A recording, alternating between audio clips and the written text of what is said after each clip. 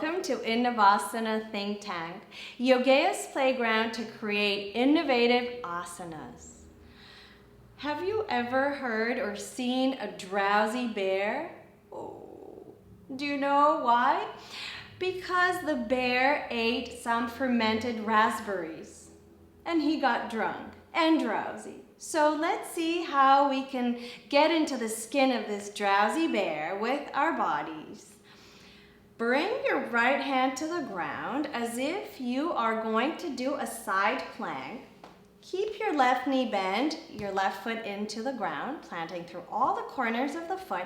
Now press into the right hand and slide your right leg through, pressing through the outside edge of the foot. Here you are.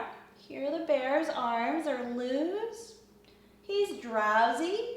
Bring your left hand to the right elbow and now hug your fontanelle, the crown of the head, with your left forearm and look down. Reclining drowsy bear. He is swinging back and forth, side to side.